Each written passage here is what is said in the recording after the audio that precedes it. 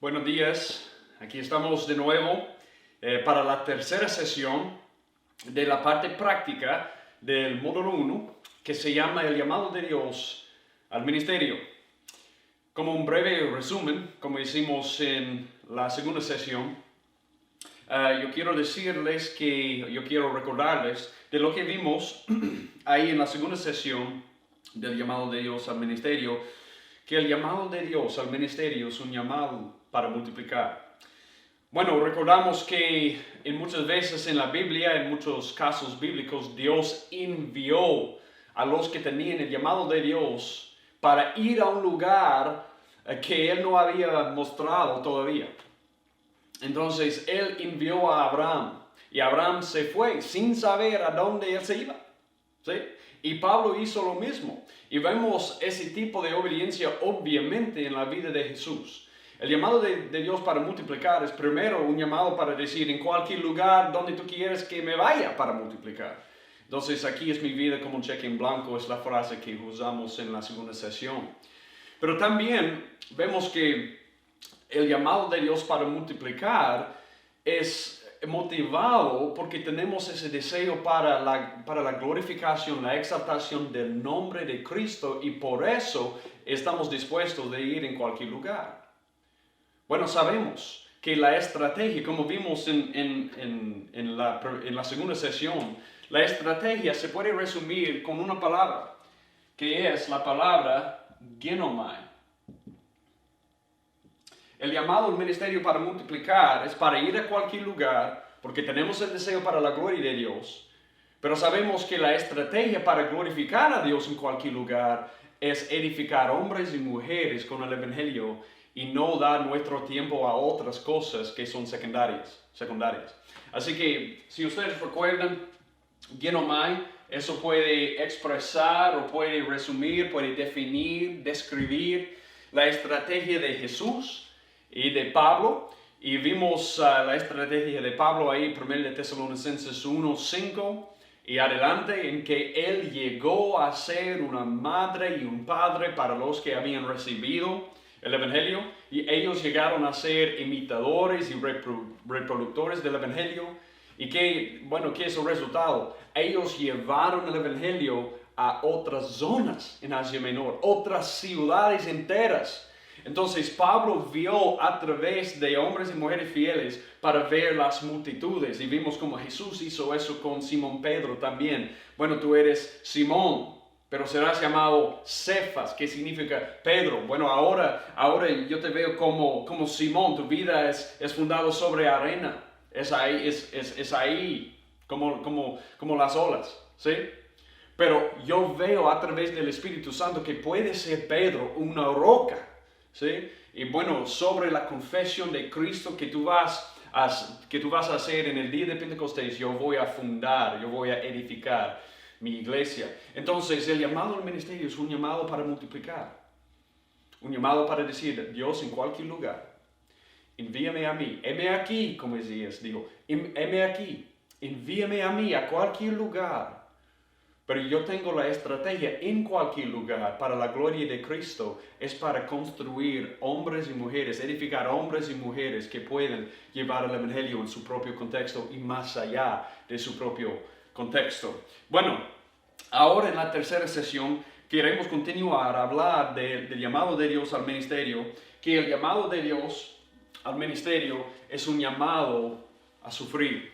Es un llamado a sufrir. Yo sé que esto no es muy popular. Cuando hablamos del llamado de Dios al ministerio, casi nadie quiere hablar del hecho que el llamado de Dios al ministerio es un llamado a sufrir. Porque ¿quién quiere sufrir? Pero no podemos negar que para los que fueron llamados al ministerio en la Biblia, todos sufrieron. Vemos esto primero aquí en Mateo 5, 11 a 12. Si ustedes pueden ir conmigo ahí para ver Mateo 5, 11 a 12. Y la palabra nos dice aquí, bienaventurados seréis cuando os insulten y persiguen y digan todo género de mal contra vosotros falsamente por causa de mí. Bueno, esa es la parte importante. Por causa de mí.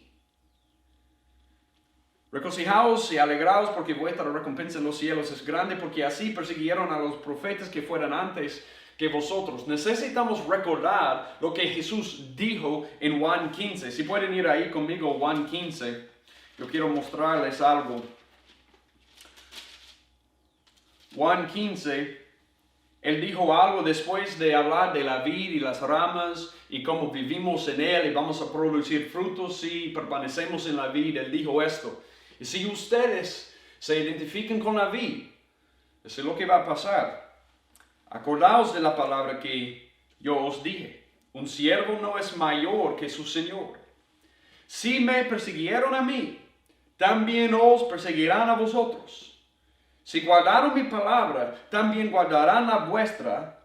Y mira 21, esa es la parte importante. Pero todo esto os harán por causa de mi nombre, porque no conocen al que me envió. El mundo nos va a odiar, no simplemente porque somos pastores y misioneros y plantadores de las iglesias. Eso no es la razón. La razón por la que el mundo nos odia es que el mundo es motivado por el diablo que contra el nombre de Jesús. Y podemos ver esto claramente si vemos el libro de Hechos. Mira conmigo al libro de Hechos. Yo no sé si ustedes recuerdan, en Hechos 3. Hechos 3 encontramos un milagro que Pedro y Juan había hecho para este hombre que estaba pidiendo limosna. Mira aquí. Bueno, tenemos Pedro y Juan. Ellos están subiendo al templo a la hora novena, la de la oración. Y mira Hechos 3:2. Había un hombre cojo desde su nacimiento al que llevaban y ponían diariamente a la puerta del templo llamada La Hermosa para que pidiera limosna a los que entraban al templo. Viendo a Pedro y Juan que iban a entrar al templo, les pedía limosna. Y bueno, ustedes saben cómo Pedro respondió: míranos. Él los miró atentamente, versículo 5, esperando recibir algo de ellos. Pedro dijo: no tengo plata ni oro, mas lo que tengo te doy. En el nombre de Jesucristo el Nazareno, anda. Bueno, él se aferró a ellos, entraron en el templo, todos estaban regocijándose, mirando este gran milagro. Y ustedes saben lo que pasó después. Las autoridades, bueno, se enteraron de eso y ellos querían averiguar lo que había pasado. Yo no creo que ellos tenían ningún problema con el milagro. Yo no creo que eso fue el problema. Es lo que Pedro dijo. De nuevo, en el nombre de Jesucristo el Nazareno anda. Es el nombre de Jesucristo que causó los problemas. ¿Cómo sé eso? Mira aquí Hechos 4:16. Después ellos llamaron a Pedro y Juan para que aparezcan entre el concilio.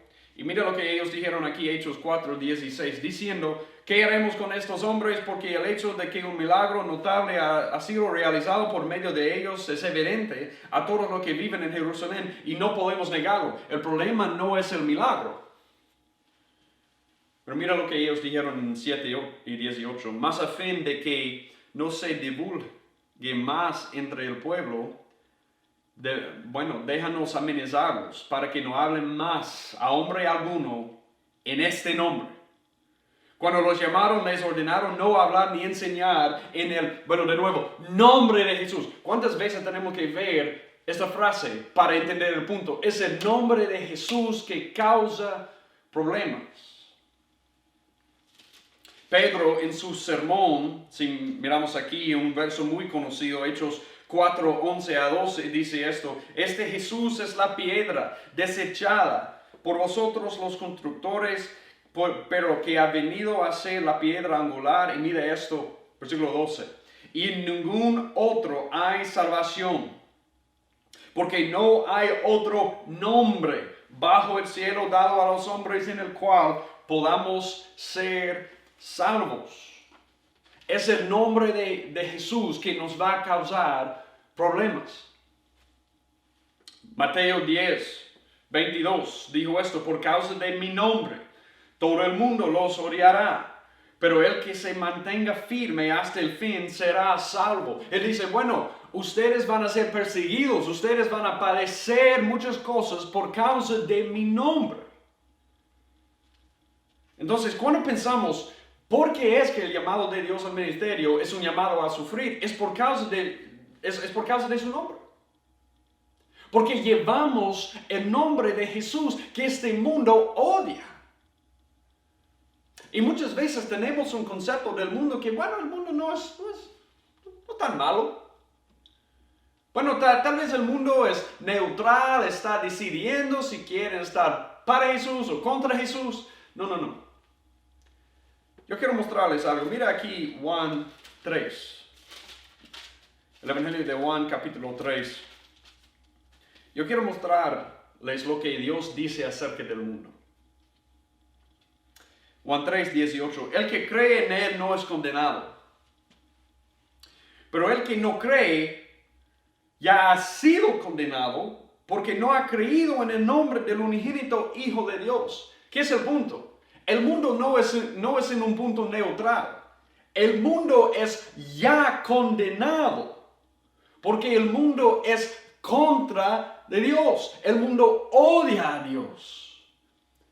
Cuando estamos compartiendo el Evangelio, bueno, siempre yo uso este verso. Juan 8:44, Jesús estaba hablando con los más religiosos de su día y él dijo esto, Juan 8:44, sois de vuestro padre el diablo y queréis hacer los deseos de vuestro padre. Él fue un homicida desde el principio y no se ha mantenido en la verdad porque no hay verdad en él. Cuando habla mentira, habla de su propia naturaleza porque es mentiroso y el padre de la mentira. Bueno, yo les pregunto, ¿quién es tu padre espiritual cuando estoy compartiendo el Evangelio? Y todos dicen, Dios.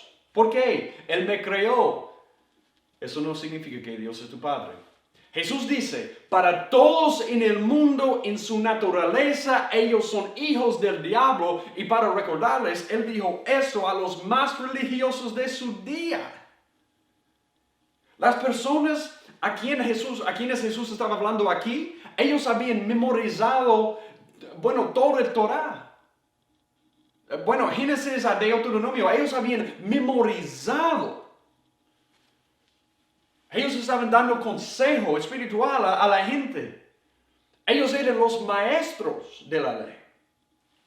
Y Jesús dice, hasta ustedes, incluso ustedes, son de vuestro padre el diablo. Ese es el mundo.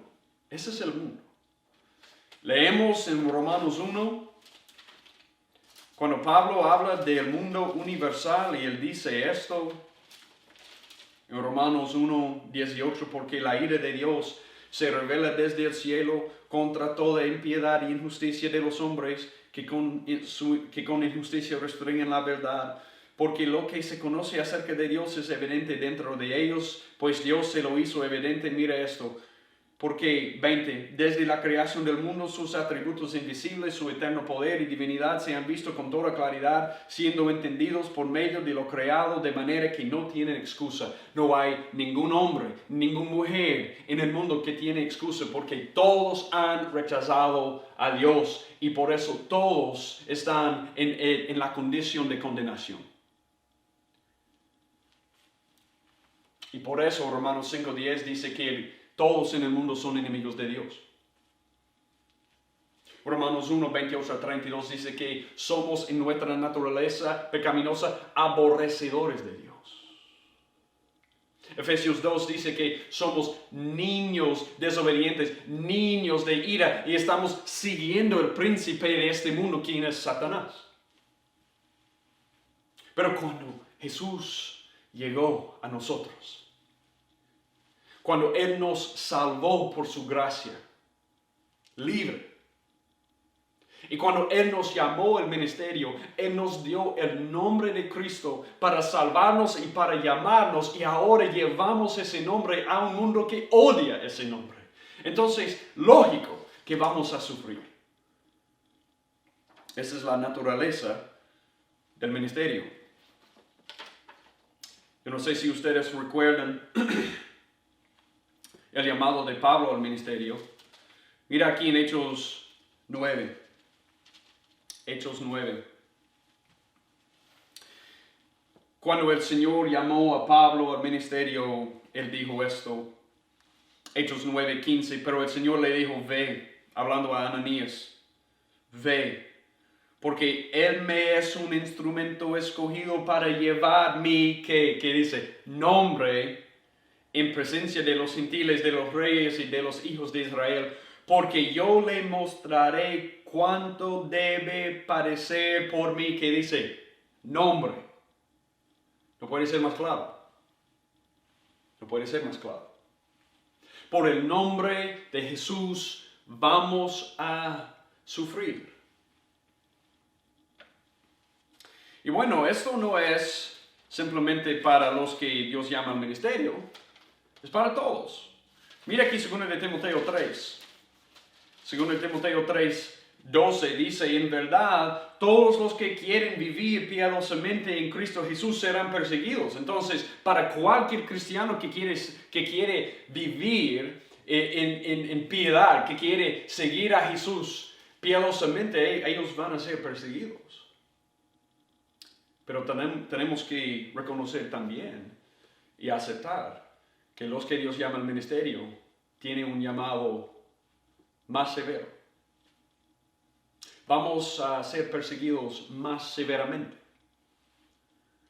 Porque bueno, cuando Dios nos llama al ministerio, eso es como decir a Satanás, bueno, eso es un permiso para atacarme. Bueno, nos convertimos en un objetivo de Satanás, porque si él puede atacarnos, si él puede destruirnos, él puede causar deshonra al nombre de Jesús. Y por eso él ataca a los pastores, él ataca a los misioneros, él ataca a los plantadores de las iglesias, él ataca a los que están tratando de hacer discípulos. ¿Por qué? Porque él quiere causar daño al nombre de Dios. No sé si ustedes recuerdan. Cuando Satanás acusó a Job, si puedes ir ahí conmigo al libro de Job. Esto es un principio de la vida en el ministerio. En Job 1:6, hubo un día cuando los hijos de Dios, que se refiere a los ángeles, eso es una visión de cielo, vinieron a presentarse delante del Señor y Satanás vino también entre ellos. Y el Señor dijo a Satanás, ¿de dónde vienes? Entonces Satanás respondió al Señor y dijo, de recorrer la tierra y de andar por ella. Y el Señor dijo a Satanás, ¿te has fijado en mi siervo Job? Porque no hay ninguno como él sobre la tierra, hombre intachable y recto, temeroso de Dios y apartado del mal. Respondió Satanás al Señor, ¿acaso teme Job a Dios de balde? Mira esto, yo quiero que ustedes entiendan esto. Cuando Satanás estaba atacando a Job, él no atacó a Job solamente, pero él atacó a Dios a través de Job. Él estaba persiguiendo a Job para que Job negara el nombre de Dios, para dañar el nombre de Dios. Así que su ataque, bueno, su objetivo no era Job en el fin, su objetivo era Dios. Yo voy a atacar uno de los siervos para atacar a Dios. Y yo te digo una cosa, Él te va a hacer esto con nosotros también, los que Dios ha llamado al ministerio. Mire esto. Respondió Satanás, Job 1:9, al Señor, ¿acaso teme Job a Dios de balde? ¿No has hecho tú una valla alrededor de él? De su casa y de todo lo que tiene por todos lados has bendecido el trabajo de sus manos y sus posesiones han aumentado en la tierra. Pero extiende ahora tu mano y toca todo lo que tiene y verás si no te maldice en tu misma cara. Wow.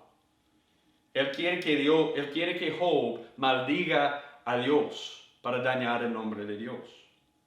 Entonces el Señor dijo a Satanás, he aquí todo lo que tiene está en tu poder, pero no extiendes tu mano sobre él. Y Satanás salió de la presencia del Señor. Dios tiene que dar permiso a Satanás para atacarnos. Y él le dio permiso a Satanás para atacar a Job. Él hizo lo mismo con Pedro. Él hizo lo mismo con Pablo. y Él va a hacer lo mismo con nosotros. Dios va a permitir que seamos perseguidos por el mundo y por Satanás. Y decimos, ¿por qué, Dios? ¿Por qué es que tú quieres dejar que yo sea perseguido por el mundo y por Satanás? Eso no tiene ningún sentido. Pero tiene sentido en el reino de Dios. ¿Por qué? Porque Dios tiene propósitos en esto.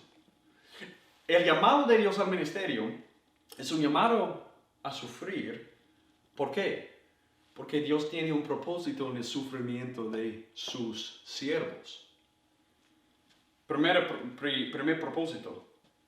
Mira aquí, 2 Corintios 12, 8 a 10, tal vez tú recuerdes que Pablo tenía ese aguijón. Pablo tenía ese aguijón ahí, 2 Corintios 12, 8 a 10, y él dice, acerca de esto 3 veces he rogado al Señor para que lo quitara de mí. Y él me ha dicho, te basta mi gracia, pues mi poder se perfecciona en la debilidad. Por tanto, muy gustosamente me gloriaré más bien en mis debilidades, para que el poder de Cristo more en mí. Por eso me complazco en las debilidades, en insultos, en privaciones, en persecuciones, en angustias por amor a Cristo, porque cuando soy débil, soy fuerte. Entonces, soy fuerte. Mira lo que dice de nuevo. En debilidades, en insultos, en privaciones, en persecuciones, en angustias por amor a Cristo. Porque cuando soy débil, entonces soy fuerte. ¿Qué es la razón por la que Dios deja que Satanás nos ataque? Que el mundo nos ataque. Porque Él quiere que encontremos en nuestra debilidad la fuerza de Dios. Y solo es posible a través del sufrimiento, de las persecuciones, insultos, padecimientos, experimentar el poder de la fuerza de Dios en Cristo. Porque mira lo que dice.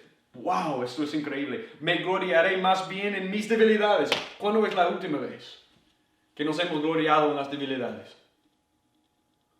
No, tenemos la tendencia de quejarnos de las debilidades. Dios, ¿por qué estás haciendo esto? Dios, ¿por qué me has puesto en esta situación? ¿Por qué todo el mundo está contra de mí? Cuando yo estoy tratando de servirte, eso no tiene ningún sentido. Y Dios está diciendo, bueno, mira, lee. ¿Qué es el punto? Yo estoy poniéndote en el sufrimiento. Yo estoy poniéndote en la olla, dice. Para que tú experimentes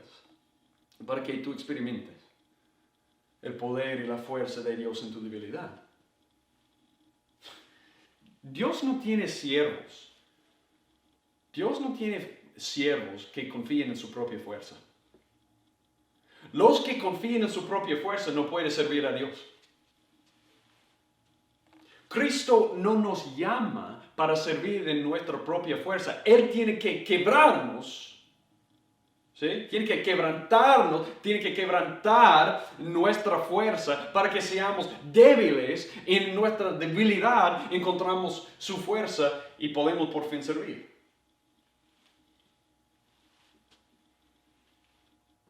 Pero hay otro propósito.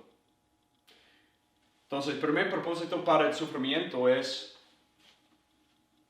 porque necesitamos aprender cómo depender de su poder y fuerza. Pero mira también a Colosenses 1:24. Esto es un verso que yo creo que ha sido mal interpretado muchas veces. Mira lo que dice Pablo. Ahora me alegro de mis sufrimientos por vosotros y en mi carne, completando lo que falta de las aflicciones de Cristo, hago mi parte por su cuerpo, que es la iglesia. Déjame leer parte de esto de nuevo, porque podemos leer y pasar por alto este verso y no realmente entender lo que está diciendo. Ahora me alegro de mis sufrimientos. Él está sufriendo en el ministerio. Para los en Colosas, Él está sufriendo, llamado de Dios a sufrir, por vosotros en mi carne. Y mira lo que dice, completando lo que falta de las aflicciones de Cristo. Y ahora, cuando leemos eso, debemos hacernos la pregunta. ¿Qué significa? Bueno, ¿qué falta de las aflicciones de Cristo?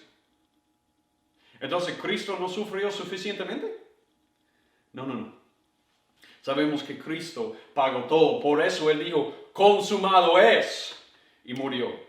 El Padre lo resucitó para declarar la victoria. Él ha vencido todo. Él ha vencido la ira de Dios contra los pecadores, contra su pueblo. Él ha pagado el precio. Él ha vencido el pago. Él ha vencido las tinieblas. Él ha vencido los principados y potestades del aire. Él ha vencido todo. Entonces, Dios lo resucitó de la tumba para decir eso. Entonces, no hay nada que falta en las aflicciones de Cristo. Pero hay algo que falta en la presentación de las aflicciones de Cristo.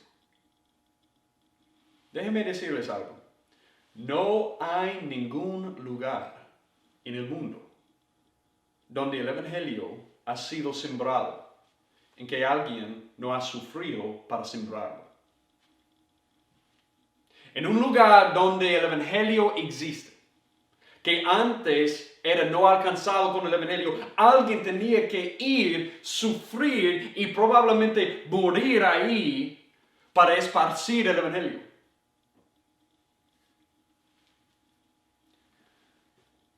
Hay un predicador aquí que se llama John Piper y él da explicación a este verso en Colosenses 1:24 así. Lo que falta es la presentación en persona de los sufrimientos de Cristo a las personas por las que Él murió. Lo que falta en las aflicciones de Cristo no es que Él no sufrió suficientemente, es que en la presentación de sus aflicciones, eso no ha pasado en todos los pueblos. Sus aflicciones tienen que ser presentados en todos los pueblos del mundo a través de los siervos que van y en sus sufrimientos, los pueblos no alcanzados ven los sufrimientos de Cristo. ¡Wow! ¡Qué responsabilidad! Cuando vamos a otro pueblo que no ha sido alcanzado por Cristo y sufrimos entre ellos para el Evangelio, ellos van a ver sobrenaturalmente los sufrimientos de Cristo a través de nuestra vida. Y eso es lo que falta. Porque todos los pueblos ahora en este momento, no están alcanzados. Bueno, John Piper sigue diciendo eso. Las aflicciones son deficientes en el sentido de que no son vistas y conocidas entre las naciones. Deben ser llevados por los ministros del Evangelio. Y esos ministros del Evangelio llenan lo que falta en las aflicciones de Cristo al extenderlas a otros. Pablo ve su propio sufrimiento como la recreación visible de los sufrimientos de Cristo para que vean el amor de Cristo por ellos. Yo quiero que ustedes vean esa parte de nuevo. Mira, Pablo ve su propio sufrimiento como la recreación visible de los sufrimientos de Cristo para que vean el amor de Cristo por ellos. Cristo no tiene que morir de nuevo, pero a través de nuestras vidas necesitamos hacer visible su muerte en nuestro sufrimiento. Dios usa nuestro sufrimiento para despertar los pueblos a ver los sufrimientos de Cristo. Por eso en Juan 12, si puedes ir ahí conmigo, Juan 12.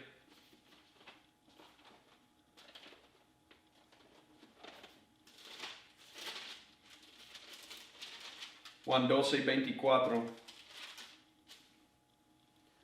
Jesús dijo esto: en verdad os digo, que si el grano de trigo no cae en tierra y muere, queda él solo. Pero si muere, produce mucho fruto. El fruto que va a ser producido va a suceder, va a venir a través de la muerte de nosotros. Cristo murió y Él ha producido mucho fruto y ahora Él nos está llamando y ustedes tienen que morir. No, la muerte de ustedes no pueden pagar el pecado, esa es la muerte de Jesús nomás. Pero la muerte de ustedes en seguirme va a producir mucho fruto para extender la cosecha que yo he logrado por mi muerte, dice Jesús. Salmo 119:71 dice: bueno es para mí ser afligido, para que aprenda tus estatutos. La aflicción y el sufrimiento, especialmente en el ministerio, nos da la capacidad de interpretar la palabra de una manera que no pudiéramos antes. El sufrimiento es una herramienta de la interpretación bíblica. No pensamos en eso muchas veces. Pero Dios usa el sufrimiento en nuestras vidas para ayudarnos a interpretar la Biblia correctamente y para aprender los estatutos de la Biblia. Tú no puedes aprender la Biblia como pudieras si sufrieras. Las notas dicen eso, la aflicción es necesaria para interpretar la Biblia correctamente como un pastor o misionero, plantador de las iglesias. El sufrimiento no solo te pone en una posición para comprender el consuelo de la palabra de una manera que de otro modo no hubieras tenido, sino que también te ayuda a sentir correctamente. ¿Cuál es un requisito para comprender la palabra y predicar con poder? Si tú has sufrido, tú puedes de una manera más profunda, de una manera más útil, tú puedes entender cómo sentir correctamente cuando lees la palabra. Y sabemos eso. Mire conmigo 2 Corintios 1:3. 2 Corintios 1:3, cuando Pablo había sufrido, mire lo que él dice. Ese es el propósito por el que él había sufrido.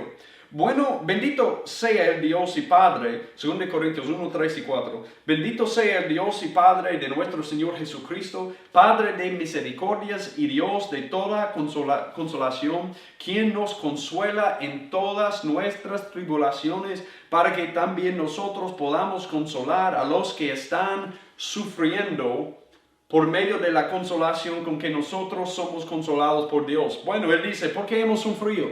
¿Por qué hemos sufrido? Para poder consolar a los que están sufriendo. Hemos experimentado el consuelo de Dios para poder consolar a los otros. Martín Lutero, que era probablemente el líder principal de la Reforma Protestante, él dijo esto: esta es la cosa más importante. El sufrimiento te enseña no solo a saber y entender, sino también a experimentar lo correcto, lo verdadero, lo dulce, lo bello, lo poderoso, lo reconfortante que es la palabra de Dios. Es la sabiduría suprema. Porque tan pronto como la palabra de Dios sea conocido a través de ti, el diablo te afligirá, se convertirá en un verdadero teólogo. Wow. Él dice, cuando tú aprendes la palabra, Satanás comienza a afligirte. ¿Qué es el resultado de esto? Se convertirá en un verdadero teólogo. Entonces, para conocer, para entender la palabra y para sentir correctamente lo que debemos sentir cuando leemos la palabra, necesitamos sufrir. Parte de la interpretación de la Biblia es experimentar lo que debería experimentar en la revelación de Dios. Eso es decir, para entender la palabra, yo no necesito simplemente entender intelectualmente. Jonathan Edwards era un teólogo aquí hace 2 siglos y él dijo, bueno, mi meta cuando yo predico el Evangelio no es simplemente darles más información, es para subir, es para levantar sus afectos para Dios. Cuando leemos la palabra, no hemos leído la palabra correctamente si los afectos dentro de nosotros no surgen. Eso es parte de entender la palabra, es tener ese efecto. Bueno, tener los afectos dentro de mí surgiendo, ¿sí? Conforme a la verdad que yo he leído acerca de Dios. Bueno, si yo puedo leer acerca de la grandeza de Dios y yo no tengo ningún afecto surgiendo en mí, yo no he entendido la palabra. Y lo que Dios usa para agitar, para motivar los afectos en mí. Cuando yo leo la palabra, es el sufrimiento que yo he pasado. Dime si eso no es cierto. Cuando hemos sufrido, experimentamos el consuelo de la palabra de una manera que no pudiéramos antes. Experimentamos el gozo de la palabra, la paz de la palabra. Por eso Filipenses 4, en un verso muy conocido, dice eso. Filipenses 4, 6 a 7, por nada estéis afanosos, antes bien en todo, mediante oración y súplica, con acción de gracias, sean dadas a conocer vuestras peticiones delante de Dios, y la paz de Dios que sobrepasa todo entendimiento guardará vuestros corazones y vuestras mentes en Cristo Jesús. Él dice, por nada estéis afanosos. Eso es decir, yo sé que ustedes van a pasar situaciones en la vida que les va a dar ansiedad. Ustedes van a sufrir.